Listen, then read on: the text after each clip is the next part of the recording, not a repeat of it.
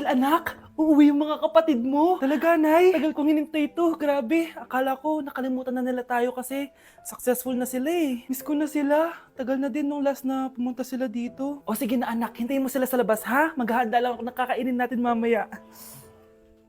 Uy, Kyle, balita ko, uuwi yung mga kapatid mo ah. Opo tita. Paano niyo po nalaman? Basta! Siguro proud yung nanay mo kasi successful yung mga anak niya, no? Oo naman, tita. Nagbunga lahat ng paghihirap ni nanay sa kanila. Deserve nyo yan. Malapit nyo nang malaman ng totoo lang sikretong hindi nabubunyag. Pasok na po ako, tita. Sige.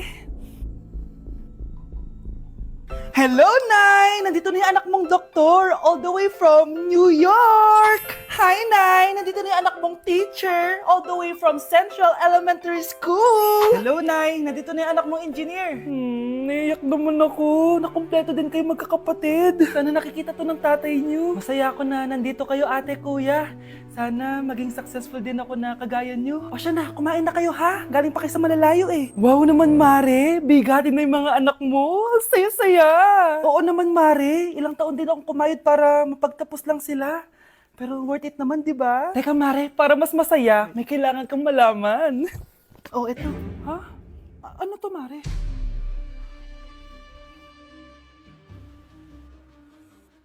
Nay, bakit po? Mga sinungaling kayo? Paano niyo nagawa sa akin to, ha?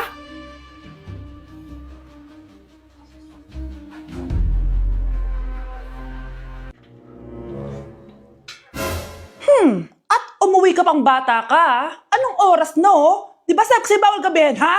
Parang wala nag-aalala sa'yo, Nay, ginabi ako kasi. Gumawa kasi kami na research. Research mo mukha mo. Naglaro lang kayo ng mga klase mo, di ba? Halika dito. Ano, Nay, magsisinungaling ka ba, ha? Ulitin ko pa yan, ha? Nay, panalo kami! Ako last shot! Panalo ka pa, ha? Di ba sabi ko sa'yo bawal ka muna lumabas kasi may lagnat ka kahapon? Ang tigas talaga ng ulo mo. Ilang beses ko na sinabi sa'yo yan, Halika dito. Na naman? Pasaway kang bata ka!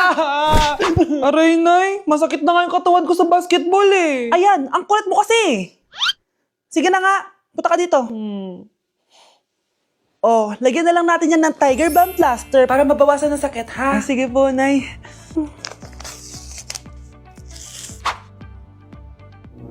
Aray! Nay, dahan-dahan naman. O ano, masakit? Ulitin mo pa, para mas masakit pa. Anak, pag nawala na ako, gusto ko lumaki kang mabuting tao, ha? Nay, ano ba yan? Tumigil ka na dyan sa kakaganyan mo. Pag nawala na ako, huwag mo akong kakalimutan, ha? Pakilala mo ako sa magiging anak mo. Sabi ko, tumigil ka na eh. Oh, anak, tulog ka pa din? Di ba may pasok ka? Gumising ka na. Si nanay naman eh, umagang-umaga eh. Anak, umupo ka na dyan. Malapit na matapos ng favorite mong ulam. Ayoko niyan, Nay. Ay, naku, maldita na naman siya.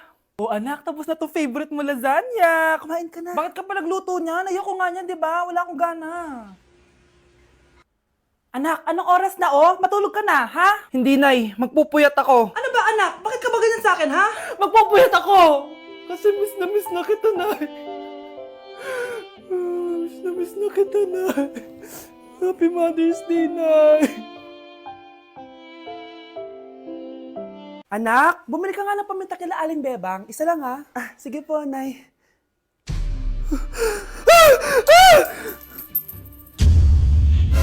Nay, itapon mo yan! Ikakamatay natin yan eh! Napapano ka ba anak ha? May napanood kasi ako, Nay! Itapon mo yan! Ay na nga ba sinasabi ko eh! Kaka-cellphone mo yan eh! Kung ano-ano pinapanood mo! Ayoko pa mamatay! Diba, baliw na ata to. Hala, bukas na pala pasahan nito. So ano na balita ng revision ng thesis natin, Samantha, ha? Babe, ano ba? So ano na balita sa revision ng thesis natin, Samantha, ha? Hala, di ko pa nagagawa yung thesis namin. Nagka-emergency kasi. Sus, emergency? Kasama mo lang naman jowa mo. Tanggalin kita sa group dyan, eh. Patay, lagot ako neto, babe. Paano niyan tayo?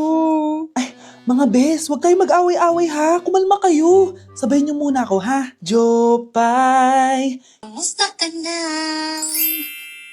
Huwag ka nang mawala. Ngayon. Teka, si Scarlett ba yun? Dadalhin kita sa aming bahay. In fairness, ang ganda ng boses mo, be. Di tayo aalis tayo. Sa tunay na mundo.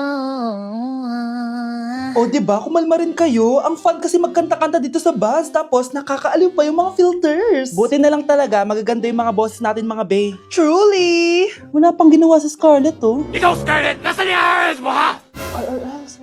Ay, sorry. Wala din pala ako. Wait lang, gagawin ko na, ha? Sorry na. Pwede ba? O anak, magluluto na ako ng ulam natin. Anong gusto mo ulam? Pinakbet? Ayoko ng gulay na. Ayoko yung pinakbet na yan. Fried chicken? Nakakasawa na yung fried chicken na yan, Nay. Gusto ko yung may sabaw. Ang arte mo naman, anak. Anong gusto mo? Sopas? Sopas? Para naman tayo nasa lamay yan eh. Gusto ko yung may baboy. Ah, alam ko na. Sinigang na baboy. Ano naman yan, anak, ha? Ba't tumitila-dila ka dyan? Di ba alam yun, Nay? Si Alden? Diyos ko, kaka-tiktok mo na naman yan eh. Ano na naman pinapanood mo, ha? Ay, naku, mga bata ngayon. Nakakatakot na kayo. Nay, bakit po? Mga sinungaling kayo? Paano niyo nagawa sa akin to, ha? Nay, anong sinasabi mo? Hindi namin maintindihan. Ikaw, Scarlett, sabi mo doktor ka, di ba? Bakit katulong ang trabaho mo sa New York, ha? Nay. Ikaw, Brianna, teacher ka, di ba? Bakit nakita ka nilang nasa bar at sumasayaw-sayaw ka pa? Ikaw, Michael, akala ko may engineer na ako. Ngayon pala, nangi-scam ka lang ng tao! Bakit nyo tinago sa akin to, ha? Nay, hindi kasi ako nakapasa bilang nurse sa New York. Sabi nila, mas magaling kasi talaga si Brianna compare sa akin. Kaya rumakit muna ako bilang katulong para makapag-aral ulit. Oo, Nay, sumasayaw ako sa bar. Pero di ko binibenta ang katawan ko. Kailangan ko lang yung pera para makagraduate na ako bilang teacher. Ayoko na kasi manghingi sa'yo eh. Ang baba kasi ng sweldo ng engineer, Nay, kaya humanap ako ng paraan para kumita ng pera. Alam ko mali ang pagiging scammer pero yun ang bumuhay sa akin, Nay. Mga anak! Sana sinabi niyo sa akin! Pamilya tayo dito, diba? Magtutulungan tayo! Bakit tinago niyo sa akin? Natakot kasi kami, Nay, na baka ma-disappoint ka namin. Alam kasi namin yung paghihirap mo. Mapag-aral lang kami. Anak ko kayo. Gagawin ko lahat para sa inyo. Sa tingin niyo ba hindi ko kayo tatanggapin, ha? Kaya itigil niyo na yung mga ginagawa niyo. Lalo ka na, Miguel. Opo, Nay. Sama-sama tayong bumangon. Nay, sorry. Wow, ang sweet naman. Isa ka pa. Gusto mo talaga masira itong pamilya namin, no? Lumayas ka dito! Pamilyang peke! Ano? Palibhasa, hindi ka mahal ng pamilya mo. Mga ate, kuya, proud pa rin kami sa inyo. Mga anak, simula ngayon, sama-sama na tayo, ha? Walang iwanan at walang magtatago, ha? Promise? Promise, Nay. Hindi na kami magtatago.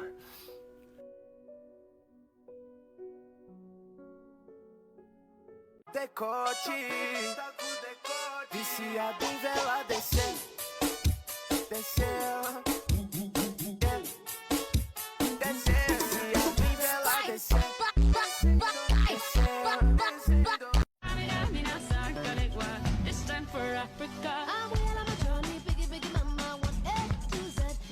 Nakikiramay po ako sa pagkawala ng asawa niyo. Masakit para sa amin ang pagkawala niya. Kailan pala namin makukuha yung mga ipapamana niya sa amin? Ipaprocess pa po namin yun, ma'am. I-update na lang po namin kayo. Sige po, attorney. Sakit ng pagkawala niya. Nay, tignan mo, may medal ako. Oh, ano namang paki ko dyan? Di ka ba proud sa akin? Hindi. At wala akong paki sa'yo. Iniwan ka na ng tatay mo, di ba? Kaya pwede ka nang umalis dito. Bakit ka ba ganyan sa akin, Nay? Huwag mo nga ako matawag-tawag na nanay dyan. Kadiri! Hindi kita anak. Ang nanay mo, wala na. Malandi kasi. Nay, gutom na ako. Ay, gutom na baby ko. Wait lang, mag-order ako ng steak for you, ha? Yay! Steak, my favorite! Ampun lang pala ako. Nasaan na yung totoo ko, nanay?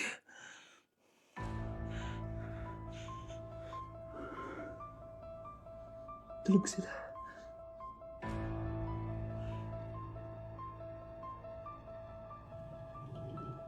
Nasaan na yun?